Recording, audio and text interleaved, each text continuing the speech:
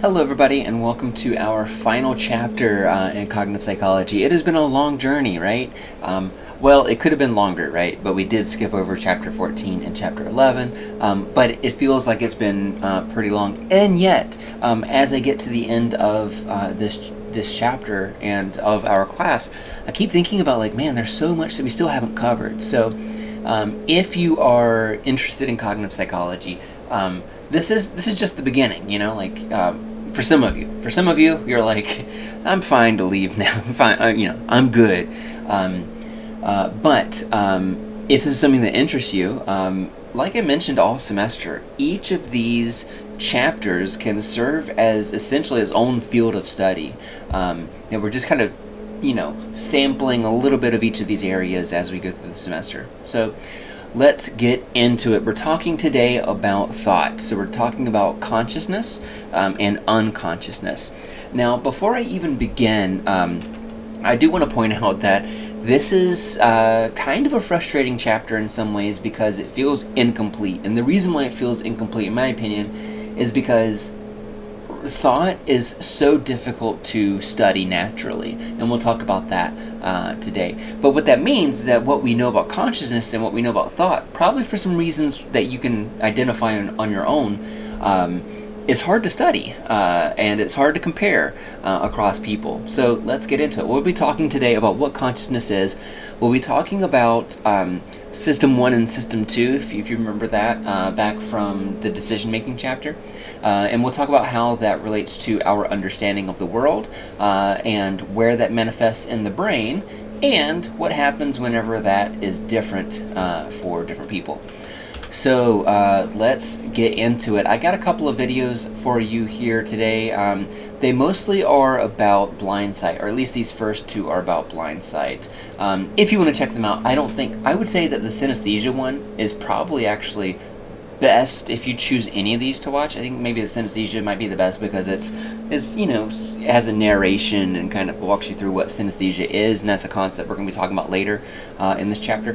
But these other two, I'll describe them for you in case you don't have the time or if you want to know why they're important.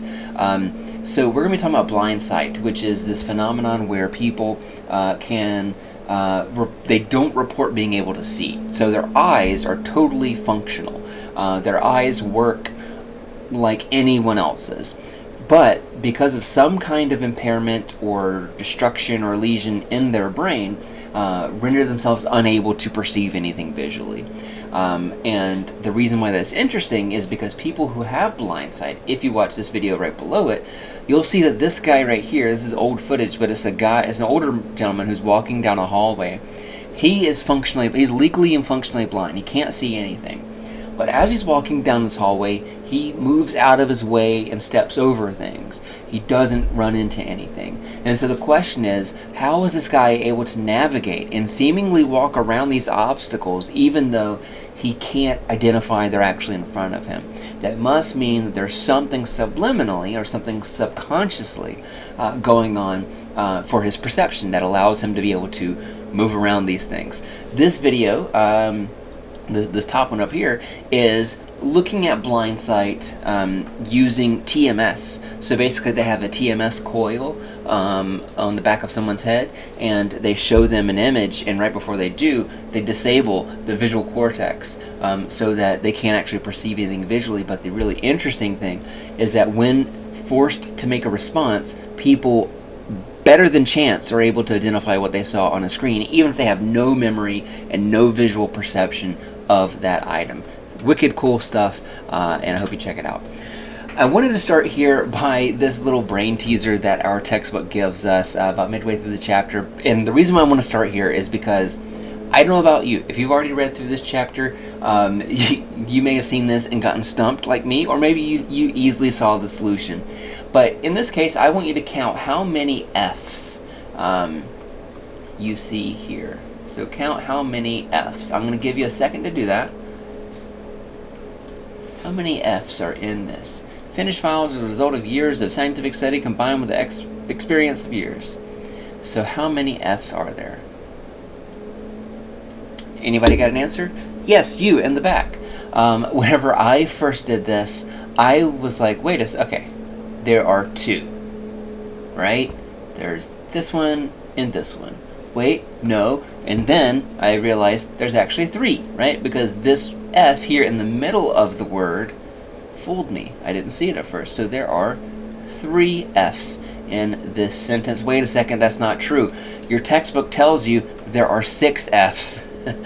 And so I read this so many times and didn't pick up on those other F's that I even passed the book over to my my spouse and asked her hey, it says that there are 6 F's here. I only see 3. And she read it, and she's smarter than I am, and she was like, yeah, no, there's 3. There's not, wait, what? And so she had to read it a couple of times, and then she pointed out that there are 6 F's. We found these 3, but I didn't notice this one, and, oh dear. Wait, is that it? 1, 2, 3, 4, 5. Oh no. This is so humiliating that I've already forgotten where the other F is. Uh-oh. How about this? I will give you 2 points of extra credit if you email me and tell me... Oh, here it is. Shoot. Okay, I just teased you about an extra credit opportunity. But here's what I'll do. I will give you 2 points of extra credit opportunity if you listen through this video. I will tell you what instructions you need to do. So you got to be a careful listener and then learn how you can get your extra credit. Alright, so those are the 6. Now, why is it that these were harder to find than the other ones, right? That is because there's something about these words, finished, files, and scientific, that stick out to us, whereas these other F's are kind of invisible, right? The fascinating thing about this is that if you're just kind of reading and not paying super close attention, then these F's stand out to us, but these, we kind of have to look letter by letter in order to find. So why is that? That's what we're talking about here today. That's what we're talking about when we talk about consciousness and the ability to consciously perceive something. So let's move on to a section that is not covered in your book. This is about aphantasia. Aphantasia is something that when I first started teaching cognitive psychology was not really something that came up. It was not something that was discussed. It's still not really in our book in any meaningful way. And what aphantasia is, and the reason why it has gained popularity is because of social media. Because with social media, much like the blue and black dress, which you may remember from, how long ago was that? That was 2016? You were just a kid whenever that came out on social media, the blue and black dress. If you don't know what I'm talking about, Google it. The blue and black dress freaked everybody out because 2/3 of everybody who saw it said, I see a blue and black dress, and then 1/3 of everyone who saw it was convinced that it was a white and gold dress. And the people who saw what they saw were very, if you saw blue and black, it's impossible to imagine somebody perceiving it as white and gold. If you perceive it as white and gold, it's so hard to perceive somebody as perceiving it as blue and black. The reason why that blew up is because social media was able to kind of help us compare our notes, right? And freak each other out by saying wow, I totally don't perceive that. Is that a trick? Similarly, shortly after that, aphantasia kind of popped into social media because we realized, or people realized, that the way that we see things in our mind's eye is not the same across everyone, and that some people do not have the ability to picture things in their mind's eye. And so to give you an example, here is an aphantasia test. If I were to ask you to close your eyes, and you can try this if you want to see whether or not you have aphantasia. Close your eyes. Imagine a red square. So just imagine a red square. Just take a moment to imagine that red square in your mind's eye. And then whenever you open your eyes, what do you perceive? Which of these best represents what you saw here?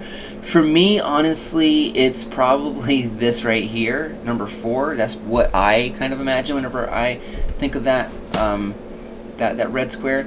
A lot of folks will have this right here, number 6, where they perfectly imagine that. But there are people who have different stages of this, where you can see that there's a spectrum of the way that we imagine these things in our mind's eye. Not everyone is the same in that way. Some people cannot picture things in their mind's eye. Now the question, and so the reason why this was kind of a fun thing to live through on social media is because it was in some ways kind of heartbreaking, honestly, to see a large group of people on the internet realize that they can't do this, that whenever they imagine things in their mind's eye, that they don't actually see anything, that maybe what they imagine is kind of, some kind of verbal representation or some kind of symbolic, thought process, but that they don't see an actual square. I think maybe the first example of this was like with a red apple, but same idea. But how are we able to test this in any meaningful way, right? Like, this is really hard because the basis of science is empiricism, right? And I'll write that word out in case you want to tattoo it on your wrist. But empiricism is the bedrock of scientific inquiry, because the nature of empiricism is that I can measure something and then you can come along and you can measure that same thing and we can agree on our results, right? When you take research methods, so much of what we talk about is replication and being able to measure things that other people have measured and to verify that stuff. This is much harder to do that, right? Because I can't directly see what's in your mind's eye, which, oh, how symbolic. What is this right here? Well, what do you know? That looks like a black box to me, which brings us full circle to chapter 1 where we talked about the black box problem, which is that we can't really see what's going on inside our brain. We have some ability to do that using cognitive tests, using neuroimaging or other kind of neuroscience methods, but that only gets us so far. That ultimately, I can't experience what you are experiencing. I can't perceive what you are perceiving. So, how can we measure this scientifically? And that's kind of the one of the difficult things about talking about this stuff in a scientific setting. So I wanted to show you that if you click on that link, it takes you to this website that's dedicated to aphantasia. And again, this is still pretty new, but you can see that at least back into 1973, people were thinking about this, and so the Vividness Visual Imagery Questionnaire is dedicated to how vividly can we imagine things, and so it's on a Likert scale, and you can answer these questions. And how about that? I will say that and you don't have to do this, obviously, because it makes you sign up or encourages you to sign up for this stuff, and I don't want y'all to get on that spam list. But the reason why they have this on here online is essentially because you can see there's over 500,000 tests taken. If you are somebody who has aphantasia, they might reach out to you for your involvement in a study. So totally optional, but what I will say is I would like for you, if you want 2 points of extra credit, either take this survey, you don't have to submit it, but do the survey and let me know what you think. Do you have aphantasia? Do you not have aphantasia? What do you think about it? You don't have to send me more than a paragraph, but you send me that and I'll make sure you get extra credit for the final exam. 2 points though, don't be greedy. Alright, let's move on. So, how many people stopped the video right there so they could do that and then didn't follow up with the rest of the video? I don't know. Okay, so let's move on to what the book refers to as the cognitive unconsciousness. A lot of times when we're talking about cognitive processes, we're talking about things that we're not always directly aware of, right? That when we're talking about the Stroop effect, for example, you may remember the Stroop effect where you're trying to name the color of the font. And whenever you're doing that, you may not realize that the reason why that's hard is because reading is automatic and reading is interfering with your ability to name the word. So, we're not always aware of the cognitive processes, but we generally are aware of where those processes take us.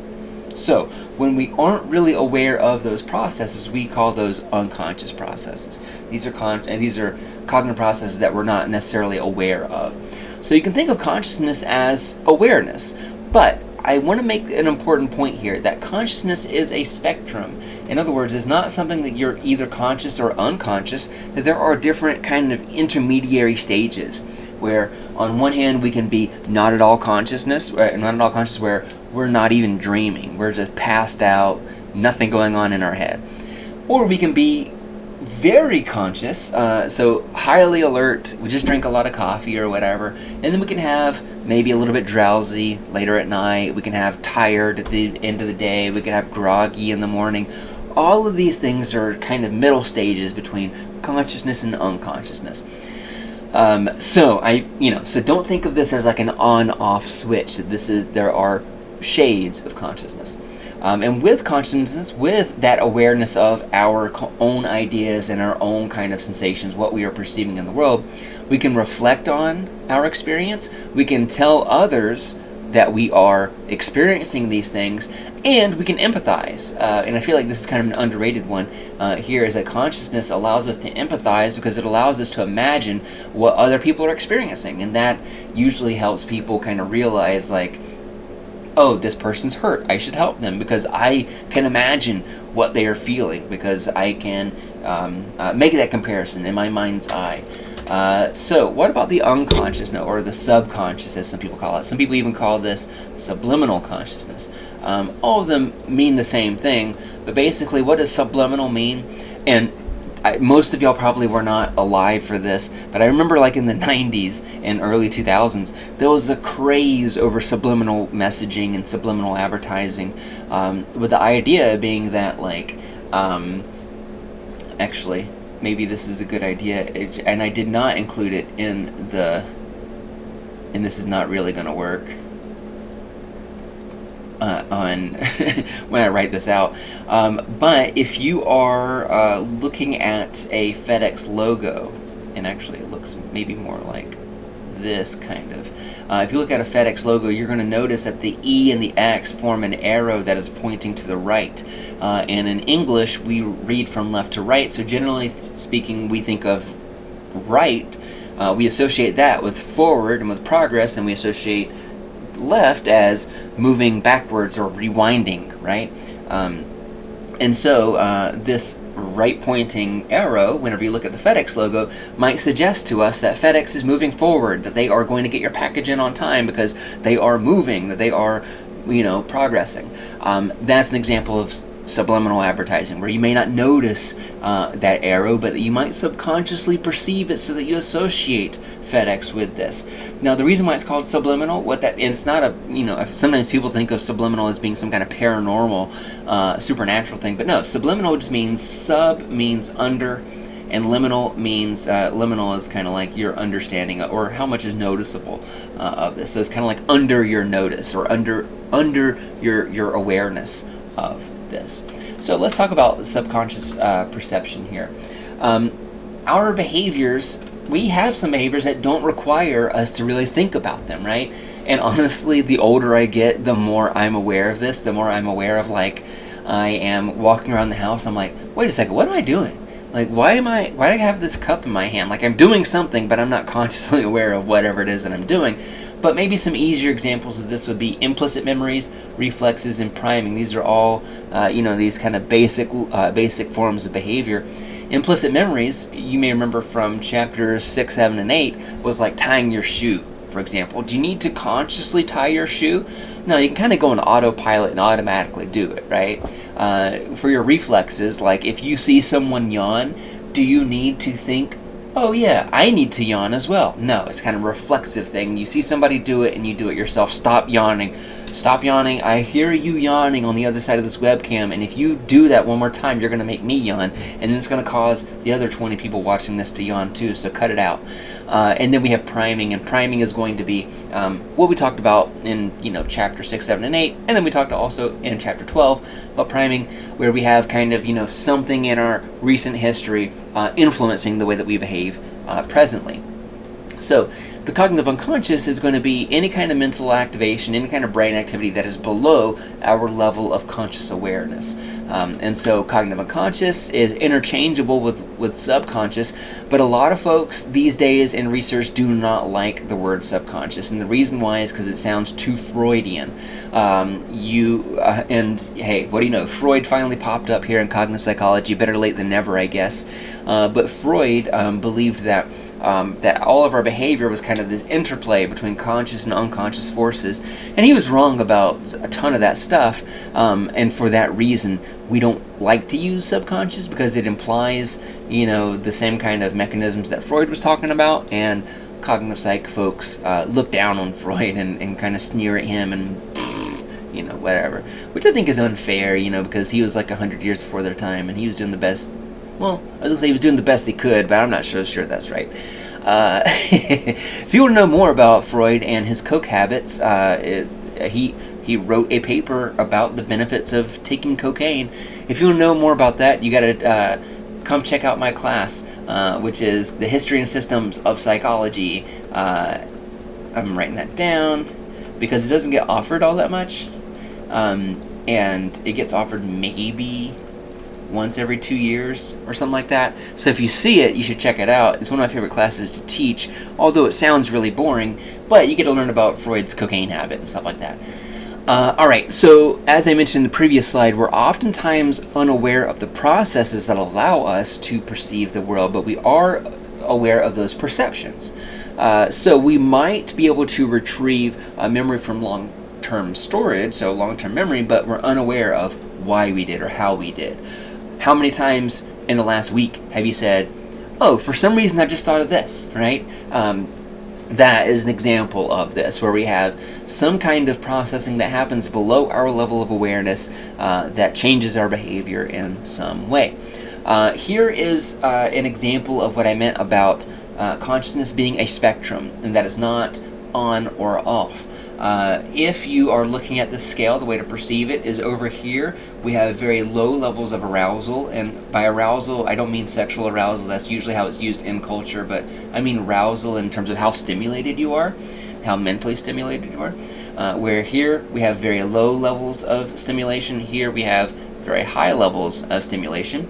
And then over on the y-axis we have clarity of content. So how vivid is this? Where over here we have something that's very vivid up top, and then down here we have something that's not very vivid, that's very murky and hard to perceive down here at the bottom.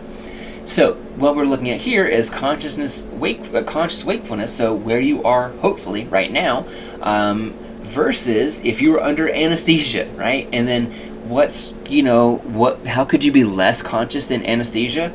If you were in a coma, or if you're having a really bad day, having total brain death, where your brain's not active, but your heart's still beating and your lungs are still operating.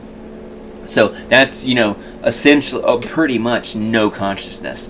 So you don't even have dreams or anything like that.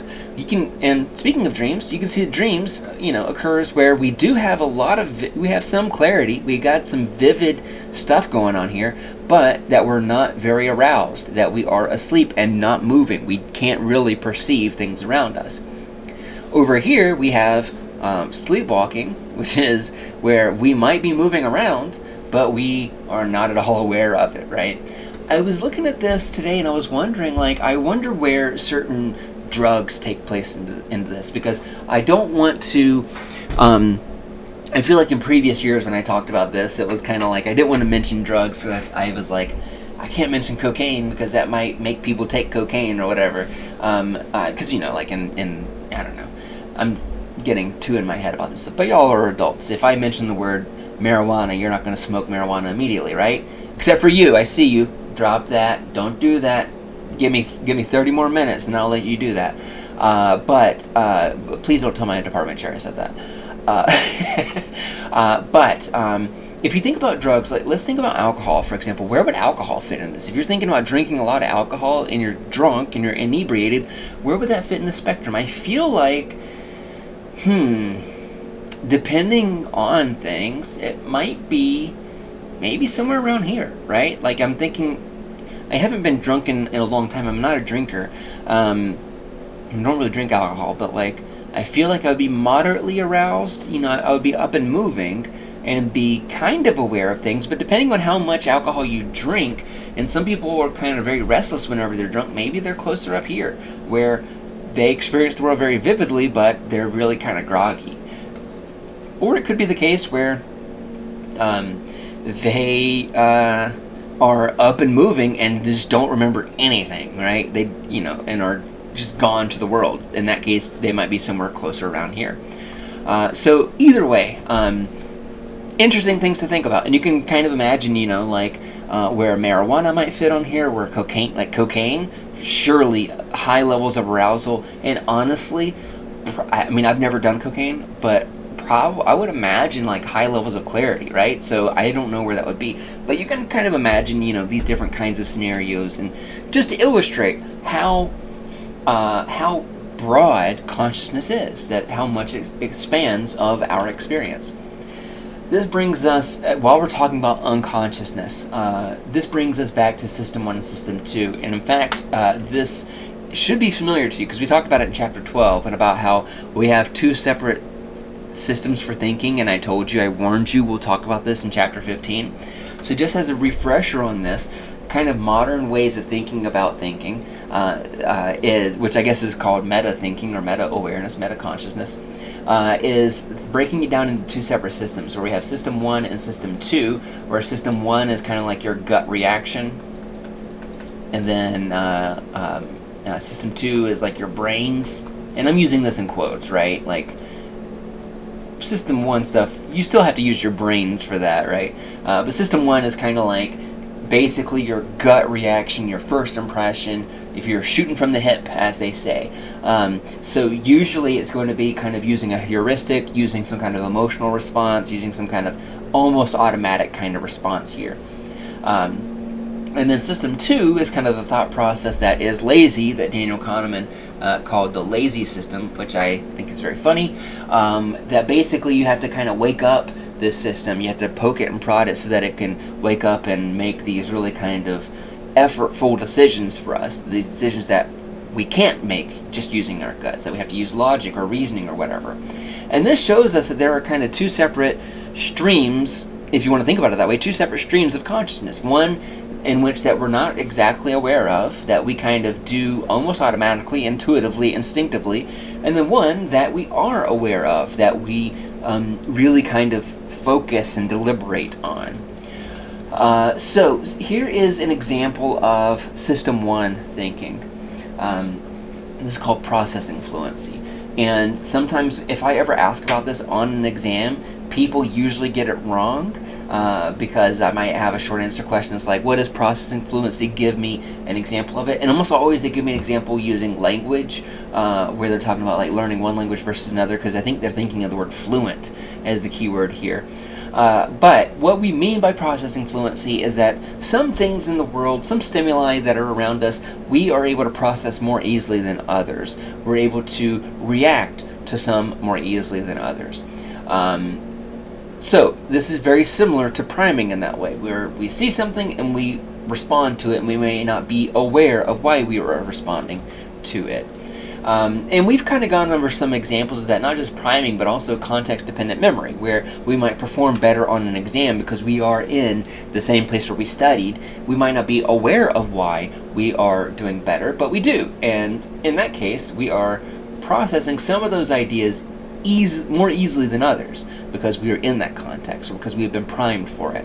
So processing fluency, some examples of that would be essentially that the easier something is for you to perceive, the more accurate we believe that it is. And this is why we have a tendency to believe in things that have a rhyme. I don't know how many of y'all remember the O.J. Simpson case back from the 90s, or the FX miniseries, was it The People versus O.J. Simpson? I can't remember if that was the one. There were like two separate series that came out around the same time. But if y'all aren't familiar with that case, very interesting point in American history. And very famously, one of the reasons why he was not found guilty is because Johnny Cochran, his very compelling lawyer, had this argument that was, and he would have lots of arguments like this where he would make them rhyme, where he'd say, if the glove doesn't fit, you must acquit, which sounds very snappy, right? But here's the thing, humans, whether we like it or not, are easily kind of swayed by things like this. When things rhyme, we tend to think that they must be true because they are very easy to perceive, because they're very easy to memorize. If it rhymes, it's easy for us to memorize. Very similar to what we talked about when we were talking about mnemonics, right? Back in Chapter 7. You're seeing how all this stuff is coming full circle.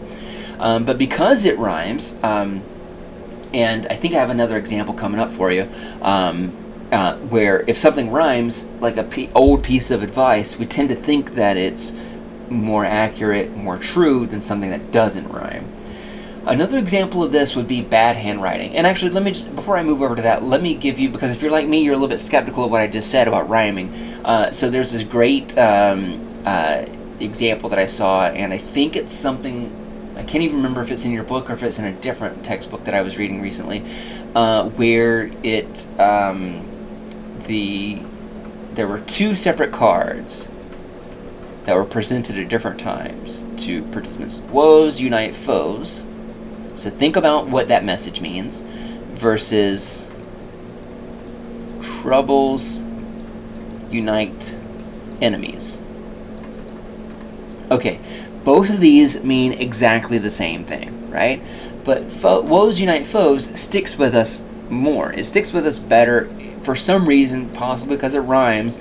There's this sticky quality to it where we think about it, where we tend to accept this and not challenge this. But honestly, I guess this is true. This is ultimately, that parable, the enemy of my enemy is a friend, or whatever. But that's not necessarily true, but it kind of feels like it would be, because it feels like a proverb or something. So here is another example: bad handwriting. So bad news for those of you that are like me that have kind of bad handwriting. Whenever you're reading bad handwriting, you have to be slow and deliberate about this, and because you are slow and deliberate, it makes it harder to perceive. We don't process it as quickly, so we are not fluent in this. The literature will refer to this as disfluent. So disfluent processing versus fluent processing. Disfluent would be like if you're bad at it. And so we have a tendency to assume that things that are easier for us to read are true, and things that are harder for us to read are false. And I know you may be saying, wait a second, that's not true, Professor Daniel, because you don't call me Professor, you just call me Alex. That's not true, Alex, because if something has lots of jargon in it and lots of big vocabulary words, I must know that it's true, right? Okay, alright, you say so, but let me show you some evidence that maybe doesn't square with that. So if I were to show you these two signs, if you saw these signs on packaging, which of these would you take more seriously? Those berries are poisonous written like this, or those berries are poisonous written like this? Probably you would think this one right here is more accurate or more honest, right? It doesn't look like it's an advertisement. This one is kind of like, why is it styled like this? It's a little bit harder to read. It doesn't look like what we normally think of when we think of like a cautionary warning or whatever. So we would believe this more. It's easier for us to read. We process it more quickly. We can take the same comparison here, and now we are, using this one used to be the least fluent, but now compared to this, where this is harder to read, now we're more likely to believe this if we saw this on packaging. If we saw this on packaging, we'd be scratching our heads being like, wait a second, is that true, or is this something they just threw on at the last second, right? So, that is some examples. Let me give you some other examples of how we might see this in social media. And this is, I think, and I am biased when I say this, I think this is kind of a fun example where we can see this on social media, where in the study they asked participants, how easy is it to understand what this tweet is saying, and how believable do you find the message here? So in this one, Monday's looking pretty good so far. So this boring text, right? Versus the morning after St. Patrick's Day is not going to be fun for anyone. And then this laughing smiley face, right? Alright, and then this one, this mall is literally beautiful, I have to go sometime in my life. Okay, now because y'all use social media, you know, in this case, yes, this crying laughing emoji, that was used correctly, right? Because the joke here is that this person is saying, oh, it's not going to be fun for anybody because people are going to be hungover or whatever. And then here, this mall is literally beautiful, I have to go sometime in my life, and then it has this kind of sad looking emoji. That doesn't really make a whole lot of sense, and it makes you kind of confused. What is this person trying to say, right? Like, what is the message of this? And so what we have here is a baseline condition with no emoji, a congruent condition with an emoji that helps explain the rest of this tweet, and then we have an incongruent emoji that doesn't really help explain the message here. So in this study, basically what they found is that social media messages that have an emoji that match the content. So if it's baseline, so if there is no emoji, or if the emoji matches the content of that message, that people find that to be more understandable and more believable than the incongruent. And I don't have it here, but the incongruent is just the white box right here. You can see that both those conditions are much higher than the incongruent, where the emoji conflicts with that. Now, that's an example of processing fluency in everyday life. You can imagine like your text Why do you have emojis in your text? The reason why is because your friend can't see you texting, so they can't see your face, so you want to make sure that your message is easily understood. And the way that you do that is you pick a face, you pick an emoji that confirms that message, right? And the really, really smart, inventive authors that came up with this study was me and a student here at Westfield. This was several years ago, but I love pointing out this particular study because it's very easy to understand, but also because the reason, and this is a quick shout out, because we're here at the end of the semester, that me and Aleka Camp, we did this study, we did it in one semester. We busted our butts and we got it done in one semester, and it was all because I mentioned that students at Westfield can get involved in research if they're interested in it, and if they ask a professor, that professor is almost certainly going to be happy and excited that you want to do research with them and that you're interested in it and that you want to get involved. And so Aleka, after I said that, she came up to me after class and she was like, hey, let's do some research. And I said, hey, that sounds cool, let's do that. What are you interested in? And she said, I'm interested in social media. And I said, oh, I don't know anything about social media, but I'm interested in cognition, so let's put our heads together and let's come up with an experiment where we can kind of combine these ideas. And that's what we did here. And it got published in the paper. We got interviewed on it with, we got interviewed by NPR on the radio about it. It was this cool experience, and it all happened because a student was like, hey, I think I might want to get involved in research. It seems like it might be a fun, interesting experience, or at least an experience that you're probably not going to get after you leave college. That's one way to think about it. Once you leave college and you go into a career, you're not really going to have a lot of opportunities to try research unless your job is specifically research, which is pretty rare unless you're angling for that already. Alright, so this is an example of processing fluency. Why? Because here what we're seeing is that these messages with the emojis that confirm what that statement says are easier to read and therefore more believable and more understandable. Alright, and this is kind of now moving on to something that's also kind of, I don't know, it's hard to know like how popular this is right now because it kind of comes and goes. The IAT, or the implicit association test, is something that like has these waves of popularity where we start talking about implicit biases. And implicit biases, if you haven't heard that phrase before, I feel like depending on how plugged in you are to things like social justice and stuff like that, you might hear the phrase implicit bias, because usually what it means is like somebody might be prejudiced against one group without them really being able to be aware of it. So, for example, this is kind of a classic, this is an example, this isn't my personal example, obviously, but like, an example would be like stereotypes against people who are overweight.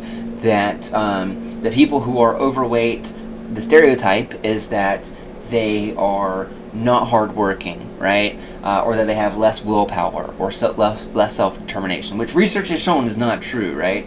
But that is a stereotype. And so if you kind of treated somebody like that, but you weren't aware that you were treating somebody like that, that's an example, because they were overweight, that's an example of an implicit bias. It's a bias that you have that you are not necessarily implicit of.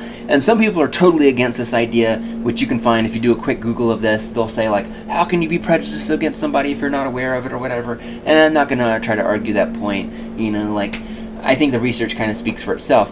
But it's this idea is very interesting, because how do you test something that someone's not aware of, right?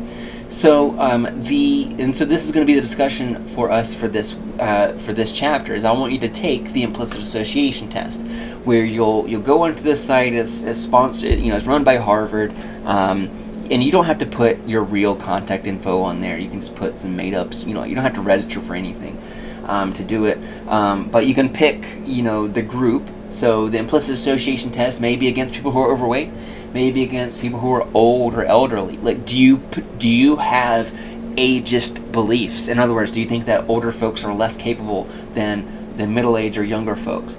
That's what the implicit association test tries to measure.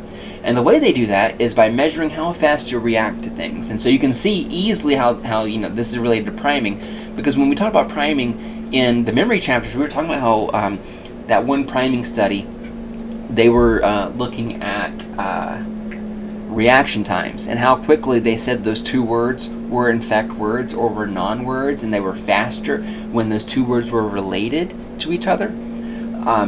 Similarly here, if you, if let's say, so let's use, I don't know. Let's use ageism, for example. So we're looking at old folks versus younger folks. And so if you had a word, like let's say the word, like you're having to categorize words or whatever, and you see this word elderly and the word productive. If on this you respond very quickly, saying that yes, they are both words, in this particular example, this isn't exactly how the IIT is exactly done, but this illustrates the point.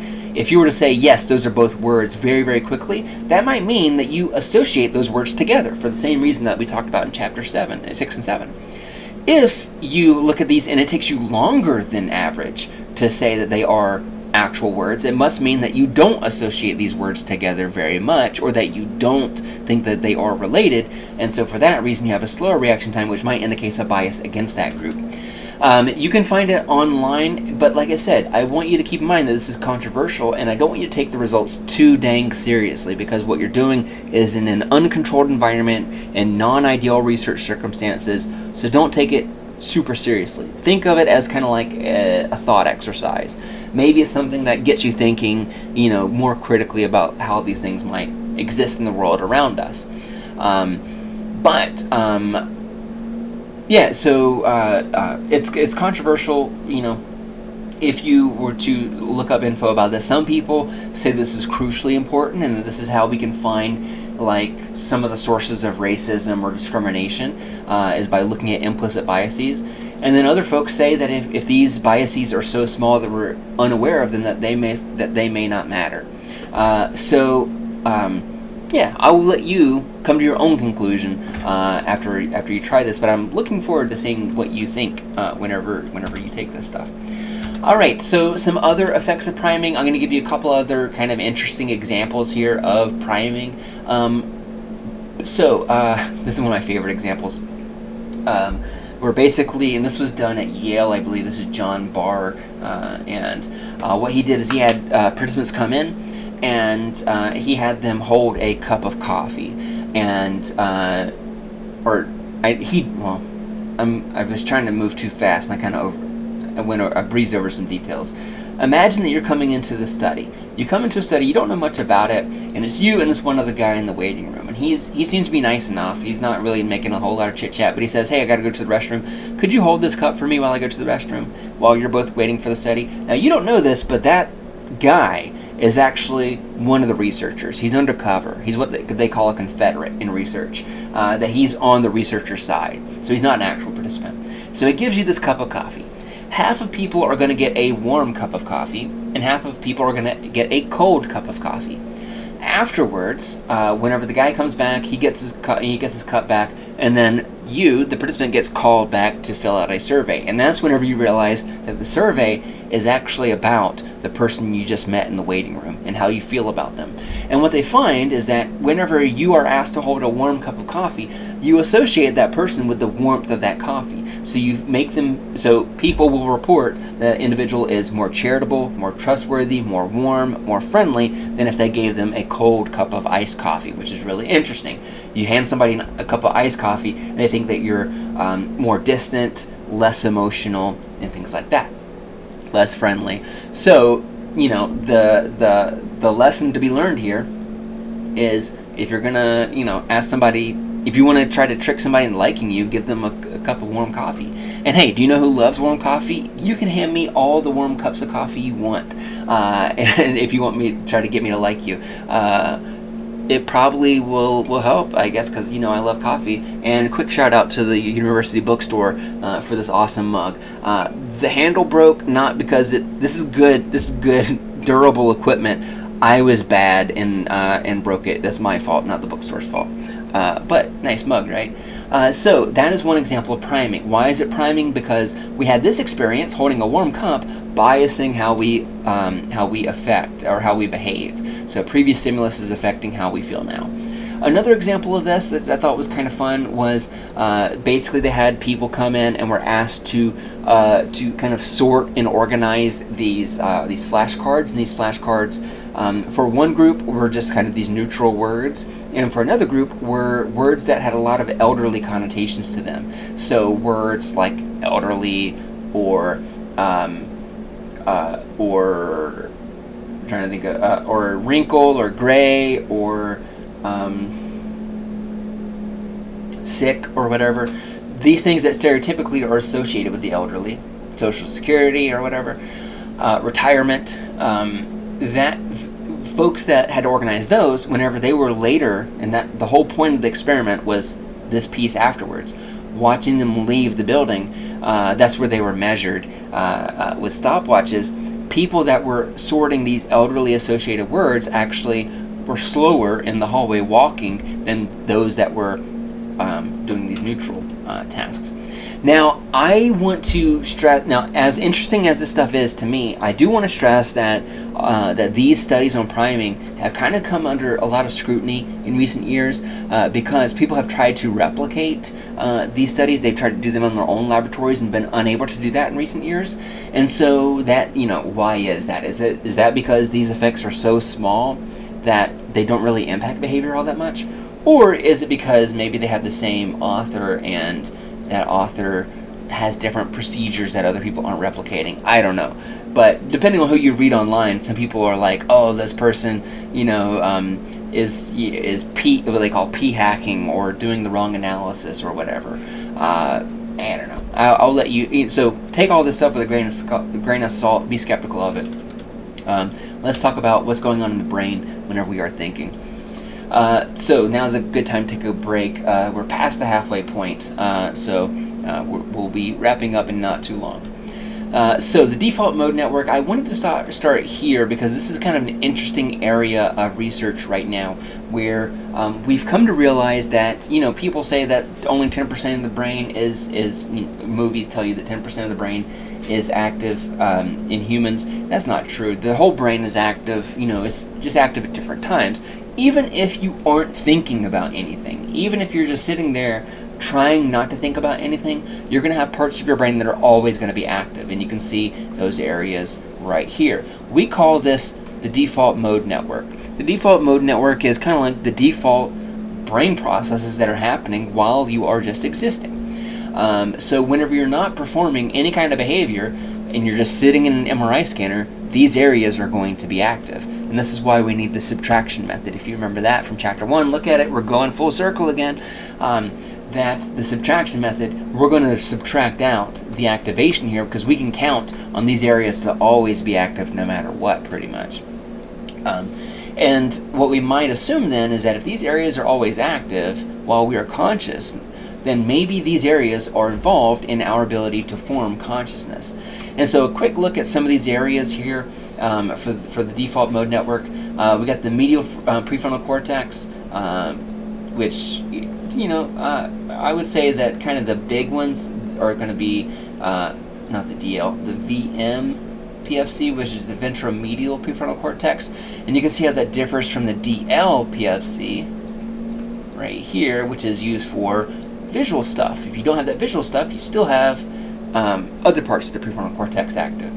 We also got the posterior cingulate and parts of the parietal lobe active, which, again, you saw here active as well. So let's talk about how we know what areas of the brain do what in terms of consciousness. We know that damaging certain parts of the brain, because of lesion studies, that damaging these parts of the brain can affect the way that we perceive the world and the way that we consciously perceive the world. One example of this would be like what happened to Clive Wearing and HM, if you remember this. So if we were to destroy the medial temporal lobe, which has the hippocampus in it, then that is going to disrupt our ability to form explicit memories, which means memories that we can form and are consciously aware of. It doesn't disrupt our ability to form implicit memories, which is memories that we don't have consciousness aware of. So you may remember that from chapter 7 when we were talking about amnesia, and we were talking about how Clive Wearing and HM, that they were still able to learn things, they just weren't consciously aware of it. So they would learn, for example, how to ride a bike, but they wouldn't be able to remember riding a bike. And that's an example of how we know that there is this split between consciousness processing and unconscious processing. And so you might also think about this in terms of implicit memories being system 1 and explicit memories being system 2. How about that? Look at those connections we just made. Another example would be blind sight, and this was referring to the videos that I mentioned at the top here. But blind sight is any kind of damage that you have to the primary visual cortex, so you're going to be having some damage back here in the occipital lobe, this is a rare phenomenon because, honestly, if you have that much damage to this part of your brain, oftentimes that can be fatal because it requires a big part of your brain to have a lesion in it. So it's rarer. It's more rare than Broca's aphasia or Wernicke's aphasia, if you remember that from the chapter 10 on language. So patients that have blind sight, they have damage in their occipital lobe, and their eyes are totally functional. No problems with their eyes. Their eyes still detect light. They still have photoreceptors that transduce it into an action potential. But and their eyes react to things in the environment. So if you went like that, you waved your hand, their ocular reflexes, their eyes might still follow your hand, but they would never be able to actually say what you were doing. They wouldn't know why their eyes were moving. They have no conscious awareness of anything visual. The fascinating thing about this, though, and this is from a case study with, I want to say that her name was DF. I could be wrong about that, but they gave her this task where they said, hey, we're going to give you this envelope and we want you to try to insert it into a slot in front of you. And it wasn't always angled like this where it was perfectly horizontal. They manipulated all the different angles of it. So this is just kind of an example of having it horizontal like this. What happened is whenever they gave that slip to her, that she mostly tried it at almost a perfect angle or at a perpendicular angle. Even if, they get the mail slot, if it was like this, if that's where it really was, she would either get it like that or she would, do it like that was perpendicular. Which is interesting, right? That's non-random. If it was random, then we would expect it to just kind of be everywhere, right? But that is not what we see, which means that she's still able to perceive something going on here. Whenever she was told specifically, we want you to treat this like a mail slot, then she got it right almost perfectly every single time. Which means that even though her eyes work, and even if you asked her, how'd you get this perfect? How'd you get it right? She would not be able to say how. She would not be able to articulate why she was able to get it right, because she has no awareness of that. Alright, so let's talk about, and this is just kind of circling around back to something we talked about in chapter 2, because remember, we're going full circle here, that split brain research also shows us some of the differences between consciousness awareness and unconscious awareness, because in those cases, what happened is that they would remove the corpus callosum, which is that band of neural fibers that kind of allows the two hemispheres, the left and right hemispheres of the brain, to communicate with one another. That whenever you split that, whenever you sever that connection, that we have these really kind of strange occurrences. And some of the examples that I gave back in chapter 2 were like, if you were to see something in your right visual field over here, that's normally processed by your left hemisphere. So you would be able to say what it was. However, if you saw something in your left visual field, you wouldn't be able to express or verbalize what it was. The fascinating thing, though, and you may remember that video from chapter 2. If you didn't see it, go check it out. Or just, if you search split brain research on YouTube, it'll probably be one of the first things you find. It's that old PBS footage. Because this is not something that you it's really hard to find split brain patients today that are still alive. In this case, if you're not consciously aware of it, you're still able to draw what you saw, or you still be able to close your eyes and then using your, which hand would it be? Using your left hand, you'd be able to pick out what it was that you thought that you saw, but you wouldn't be able to explain why it was that happened. In that video that I just mentioned, one of my favorite parts is this guy saw a handsaw but he told the researcher, I saw a hammer. And then when he asked him, all right, just close your eyes and using your left hand, just try to draw it. And he drew a saw. And when he asked him, why'd you tell me hammer but drew a saw? The guy was like, I don't know why he did that. It just happened. It's fascinating, right? That we can have these totally unconscious perceptions to us that change the way that we think, even though we're not aware of it. So here's an example that I was talking about, where like if you see something in your right visual field, you can articulate what it is because your left hemisphere is responsible for that side of your vision. But not true for when it's over here in your left visual field. This individual, they would say that they saw a fork, but if they had to reach over and grab using their left hand what they feel like they saw, they wouldn't come back with the fork. They'd come back with the spoon because that part of their brain perceived that. We can also think of the way the brain works as consciousness is integral to working memory, or maybe it's the opposite, that working memory is integral to consciousness.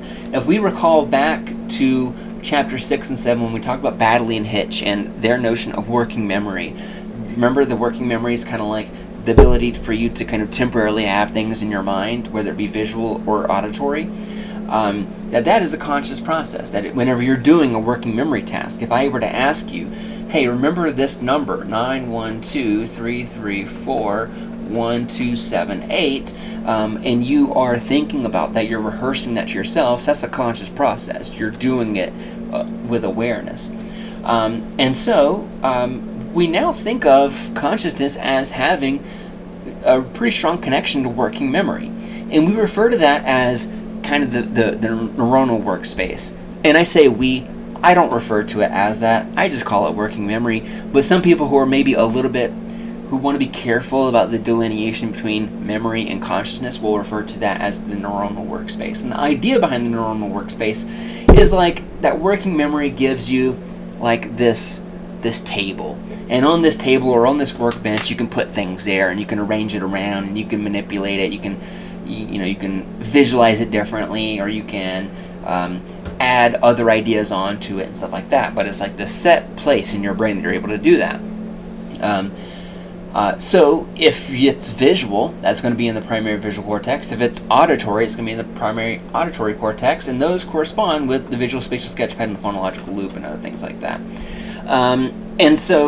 Consciousness comes out of working memory in that way, that neuronal workspace, our ability to have things briefly under our awareness in our brain. Alright, so the neuronal workspace is going to be responsible for working memory, as I mentioned. The textbook also points out creativity. So whenever you are trying to imagine, for example, if I asked you, what do you think this looked like? Or actually, using only things that are found in your room right now, or wherever you're watching this or listening to this, try to help me come up with a handle that I can create for this mug, right? If you're doing that, you're maybe thinking of some creative alternatives, creative ways to address that, and you're doing that in your mind's eye, in your neuronal workspace. And so creativity can happen, or is involved in this piece. Cognitive flexibility, which is kind of your ability to kind of see alternatives, switch between the two. And for that reason, that flexibility, that brings us back to our old friend, the anterior cingulate gyrus, which we talked about when we were talking about attention, and your ability to kind of engage in routine behaviors, or to switch things up and try something else, or to overcome conflicting stimuli that might get in your way or be irrelevant. That is the ACC, and it is involved in all of these steps. All right. Finally, now we're moving into our last section here. Let's talk about qualia and synesthesia and why all of this is so hard to study. So qualia is your subjective experience of a stimulus or idea, and just using that phrase right there, subjective experience, that should set off some alarms for you as a scientist, because subjective experience can't be studied scientifically ...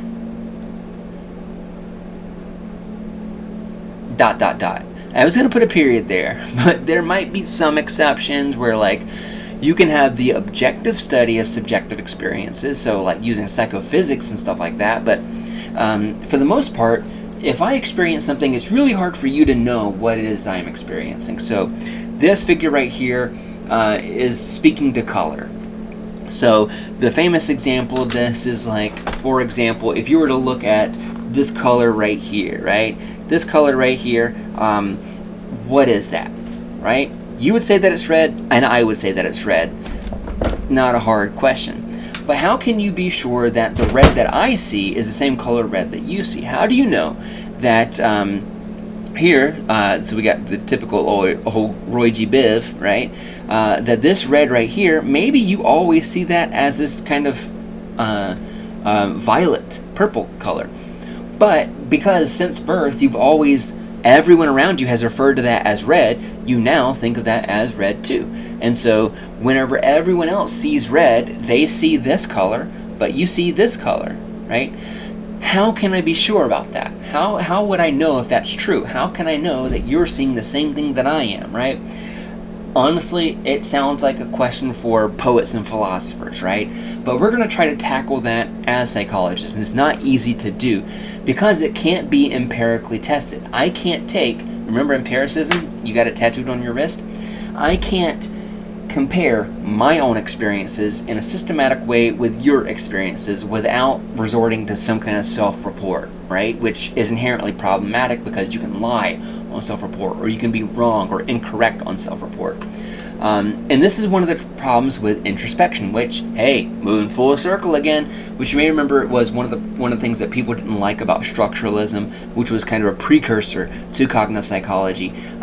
This idea of introspection being like, trying to close your eyes and imagine what you're experiencing and writing all that down, that there's problems with that we aren't always aware of the processes, which we just talked about earlier today.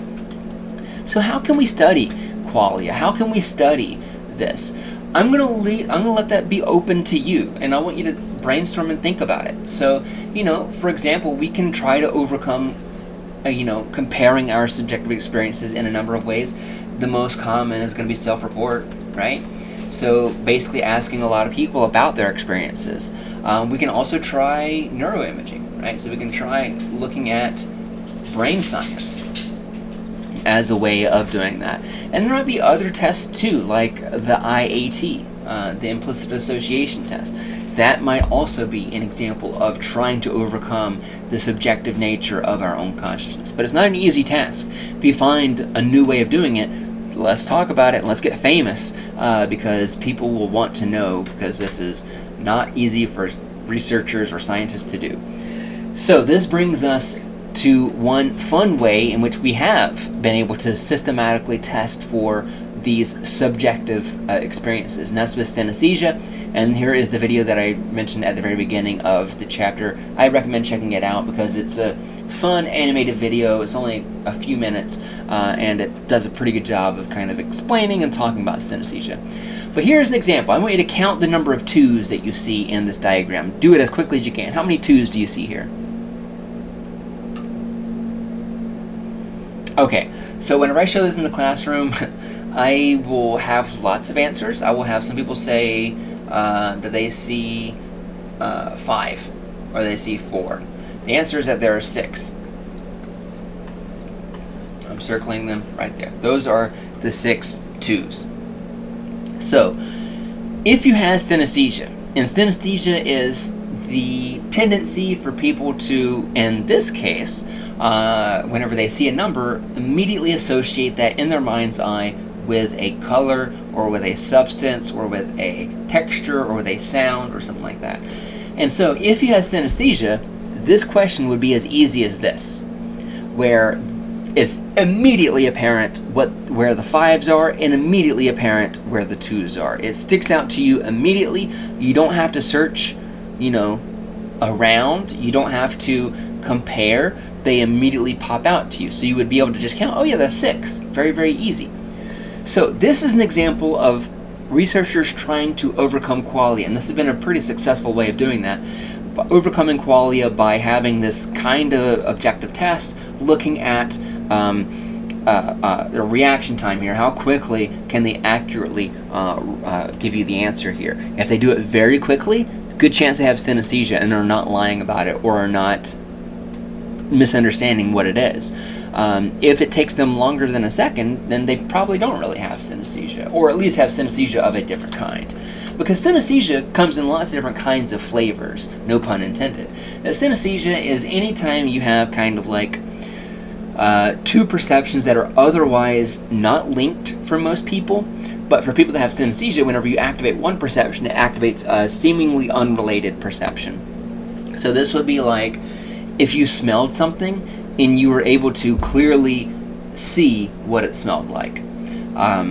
But maybe the more kind of common, and that's kind of a rare example, there are some forms of synesthesia that are more common than others, the most common being color grapheme synesthesia, which is what you see here. So, and I'll write that out. I have it on the slide later, but color grapheme, which is where you perceive a grapheme or a number or a letter, and you immediately associate that with a color. Now that's not happening for 95%, 90% of the population, but it is happening for, between 4 and 8% of the population, or somewhere around there. Or small but not insignificant amount of the population. This is the most common variety of that, though. That these two perceptions, which are otherwise not linked, are linked. So color grapheme synesthesia is the most common. Another version of this is auditory tactile synesthesia, which I thought was interesting because this is where certain sounds can elicit what feels like touching sensations across different parts of your body. So if you've ever listened to something that's given you chills, that is an example of auditory tactile synesthesia. So some people do have that, right? You may have experienced that before.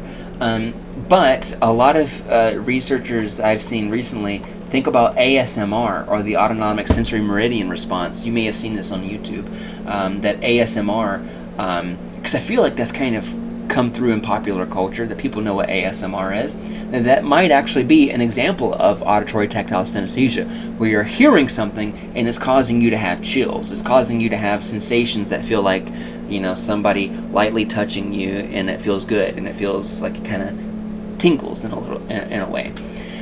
So why is it that, and there's lots of different kinds of ways that you can make these pairings. One other example that I love is a guy who had sight and taste combined.